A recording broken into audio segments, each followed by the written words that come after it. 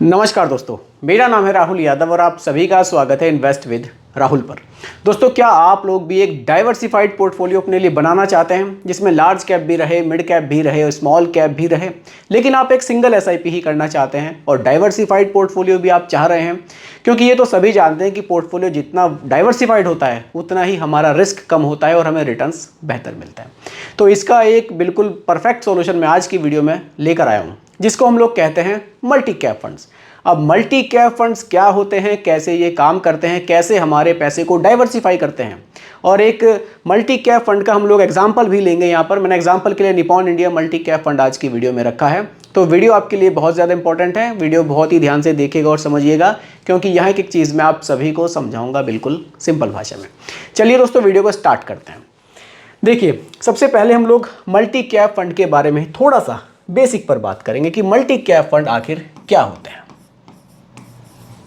Multi cap, देखिए, multi cap fund में सेबी का नियम ये कहता है कि आप तीनों जगह पैसे को निवेश करेंगे। यहाँ फंड मैनेजर को बताया गया है कि आप लार्ज कैप में भी निवेश करेंगे, मिड कैप में भी निवेश करेंगे और स्मॉल कैप में भी निवेश करेंगे।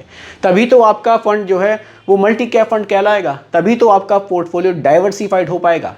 अब यहाँ सेबी का नियम ये कहता है कि आप मिनिमम 25%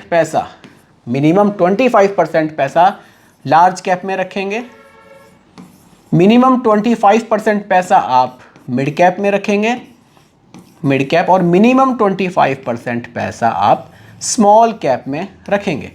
बाकी का जो 25% बचेगा वो फंड मैनेजर के डिसीजन पर छोड़ दिया गया है कि वो थोड़ा पैसा लार्ज कैप में बढ़ा लें, मिड कैप में बढ़ा लें या फिर स्मॉल कैप में वो बढ़ा सकते हैं।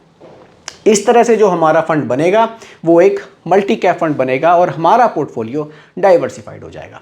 ये फंड उन लोगों के लिए ज़्यादा बेहतर है जो एक सिंगल एसआईपी स्टार्ट करना चाहते हैं और कंफ्यूज हैं कि मैं एक सिंगल एसआईपी, मान लीजिए 2000 की एसआईपी करनी है या 3000 की एक सिंगल एसआईपी करनी है। पोर्टफोलियो डाइवर्सिफाइड चाहिए, लेकिन अब 2-3 हज़ार में आप ज़्यादा फंड्स नहीं ले सकते। या तो आप लार्ज कैप में निवेश करेंगे, या तो आप मिड कैप में करेंगे, या तो स्मॉल कैप में करेंगे। तो मल्टी कैप फंड एक ऐसा ऑप्शन आपको मिल जाता है कि आप एक सिंगल एसआईपी से तीनों कैटेगरी में अपने पैसे को डाइवर्सिफाइड कर सकते हैं। अब एक एग्जांपल से समझेंगे ताकि टॉपिक आपको पूरी तरह से क्लियर हो सके। आइए स्टार्ट करते हैं, टॉपिक पर बात करते हैं सीधा। फंड का नाम है Nippon India multi cap fund. अब मल्टी कैप का बेसिक हम लोग थोड़ा सा समझ चुके हैं, तो फंड का हम लोग अब एक ओवरव्यू ले लेते हैं। देखिए, काफ़ी पुराना फंड है, इसीलिए मैंने एग्जांपल में इस फंड को रखा है। काफ़ी लंबा इस फंड का हमें ट्रैक रिकॉर्ड देखने को मिलता है। एक्सपेंस रेशियो 0.74% का है और यहाँ जो फंड साइज है वो काफ़ी शानदार है, 38,115 करोड़ रुपए का। काफ़ी पैसा लोग इस फंड में निवेश कर चुके हैं। इंसेप्शन डेट आप देख सकते हैं 1 जनवरी 2013 है, यानी कि लगभग 11.5 साल पुराना ये फंड हमें देखने को मिल जाता है। एक और अच्छी बात है, लमसम एसआईपी दोनों के लिए ओपन है और दोनों में केवल 100 रुपये से निवेश स्टार्ट किया जा सकता है। ये बहुत अच्छी बात है, छोटे इन्वेस्टर्स को यहाँ बेनिफिट हो जाता है कि बहुत कम पैसे से निवेश स्टार्ट किया जा सकता है। अच्छी बातें सभी देख चुके हैं, लेकिन रिस्कोमीटर पर ज़रूर नज़र डालिएगा। ये fund very high risk category में भी आता है, क्योंकि ये प्योर इक्विटी म्यूचुअल फंड है। सारा पैसा शेयर मार्केट में ही निवेश करता है, लेकिन उस पैसे को डाइवर्सिफाई करता है। रिस्कोमीटर के हिसाब से देखेंगे वेरी हाई रिस्क कैटेगरी में ये म्यूचुअल फंड आने वाला है। आगे बढ़ते हैं। देखिए, अब कितने सेक्टर्स में हमारे पैसे को बांटा जाएगा, क्योंकि डाइवर्सिफाइड पोर्टफोलियो बनना है सिंगल एसआईपी से। फाइनेंस का सेक्टर आप देख सकते हैं, फाइनेंस के सेक्टर में है, सर्विसेज में है, कैपिटल गुड्स में है, एनर्जी में है, हेल्थ केयर में, कुछ अदर सेक्टर और भी हैं। तो काफ़ी सारे सेक्टर्स पर ये फंड फोकस करता है। थोड़ा सा और समझते हैं डाइवर्सिफिकेशन किस तरह से है। देखिए, मिनिमम 25-25 मैंने आपको स्टार्टिंग में ही बता दिया था कि सेबी का नियम कहता है कि मिनिमम 25-25 आपको तीनों कैटेगरी में रखना है। तो यहाँ लार्ज कैप में 40% है, लार्ज कैप में 40% है। लार्ज कैप का मतलब है इंडिया की टॉप की 100 कंपनीज, टॉप 100 कंपनीज, इसमें 40% है। मिड कैप में 101 रैंक से स्टार्ट होंगी कंपनियां और कहाँ तक जाएंगी, 250 रैंक तक। स्मॉल कैप है, 251 रैंक से स्टार्ट होंगी कंपनियां और फिर आगे तक जाएंगी। इस तरह से डाइवर्सिफिकेशन को आप बिल्कुल सिंपल तरीके से समझ सकते हैं। तीनों जगह पैसा डाइवर्सिफाई होगा। सबसे ज़्यादा पैसा लार्ज कैप में रखा गया है। लार्ज कैप में ज़्यादा पैसा रखने से हमारे पोर्टफोलियो में स्टेबिलिटी आती है, रिटर्न्स हमारे स्टेबल थोड़े से रहते हैं। रिटर्न्स को बढ़ाने के लिए स्मॉल कैप पर फोकस किया जाता है। और मिड कैप थोड़ा लॉन्ग टर्म में हमें अच्छे रिटर्न्स बनाता है। तो एक प्रॉपर एक डाइवर्सिफाइड पोर्टफोलियो हमें इस म्यूचुअल फंड में देखने को मिल जाता है। आगे बढ़ते हैं, किन कंपनियों में पैसा हमारा निवेश किया जाएगा।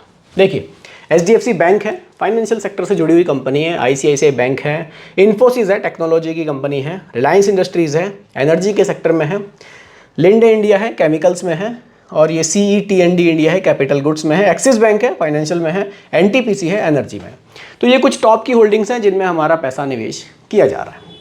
आगे बढ़ते हैं, रिटर्न्स की बात करते हैं। देखिए, लास्ट के 1 ईयर के रिटर्न्स 45 हैं, 3 ईयर के 30 हैं, 5 ईयर के 28 हैं और सिंस इंसेप्शन रिटर्न्स 18% से भी ज़्यादा के हमें देखने को मिलते हैं। सिंस इंसेप्शन 1 जनवरी 2013, स्टार्टिंग में मैंने बताया था 1 जनवरी 2013 से अभी तक के जो एक औसत रिटर्न्स हैं लगभग 18% के इस म्यूचुअल फंड ने जनरेट किए हैं। बाकी आप थोड़ा सा नज़दीकी रिटर्न देखना चाहें तो लास्ट के 1 मंथ में 4% के रिटर्न्स हैं, लास्ट के 3 मंथ में 6.9 लगभग 7% के रिटर्न्स हैं और लास्ट के 6 मंथ में 29.3% के रिटर्न्स इस म्यूचुअल फंड ने जनरेट किए हैं। तो फंड के जो रिटर्न्स हैं वो बहुत शानदार हमें देखने को मिलते हैं। पोर्टफोलियो बहुत बढ़िया से डाइवर्सिफाइड आपका यहाँ हो जाएगा अगर आप एक सिंगल SIP करना चाहते हैं। अब देखिए, लगभग 13 साल के हमें यहाँ पर ट्रैक रिकॉर्ड देखने को, लगभग 11 साल का ट्रैक रिकॉर्ड इस फंड का देखने को मिल रहा है, जिसमें जो रिटर्न्स हैं हमें लगभग 18% के देखने को मिले हैं। SIP पर सीधा बात करते हैं। मान लीजिए हमने इस फंड में एक SIP स्टार्ट की होती 5,000 रुपये महीने की, 5,000 रुपये महीने के रिटर्न्स आपने देखे 18% के मिले हैं, 18 से ज़्यादा ही मिले हैं, 18 रख लेते हैं। और ड्यूरेशन हमने रखी है 11 साल, हमारे पास 11 साल का, पिछले 11 साल का रिकॉर्ड है। देखिए, 6 लाख रुपये का, 6,60,000 रुपये का निवेश 18,90,000 रुपये बन रहा है। और यही SIP अगर हमारी कंटिन्यू रहती है और अगर हमें रिटर्न्स 18 ही फ्यूचर में भी मिलते हैं, यानी कि ये SIP कंटिन्यू हमारी 20 साल चलती है, 9 साल हमें यही रिटर्न्स और मिल जाते हैं, तो हमारा जो निवेश होगा वो 12 लाख का होगा और लगभग 96 लाख रुपए की वैल्यू हमें इस SIP से देखने को फ्यूचर में मिल सकती है। तो दोस्तों, यही आज की वीडियो का टॉपिक था कि मल्टी कैप म्यूचुअल फंड्स कैसे हमारे पैसे को डाइवर्सिफाई करते हैं, कैसे हम अपना पोर्टफोलियो डाइवर्सिफाइड बना सकते हैं एक सिंगल SIP से। उम्मीद करता हूं कि टॉपिक आपको पूरी तरह से क्लियर हुआ होगा। फिर भी कोई कन्फ्यूजन हो आप मुझे कमेंट कीजिएगा, रिप्लाई मैं आपको ज़रूर करूंगा। बाकी दोस्तों, रिकमेंडेशन नहीं है, केवल एजुकेशनल पर्पस वीडियो आप लोगों के लिए बनाई गई है, क्योंकि म्यूचुअल फंड का जो भी निवेश है बाजार जोखिमों के अधीन होता है। बाकी वीडियो पसंद आई हो लाइक शेयर ज़रूर कीजिएगा और मेरे चैनल पर अगर आप नए हैं इसको भी सब्सक्राइब आप ज़रूर कीजिएगा। नमस्कार।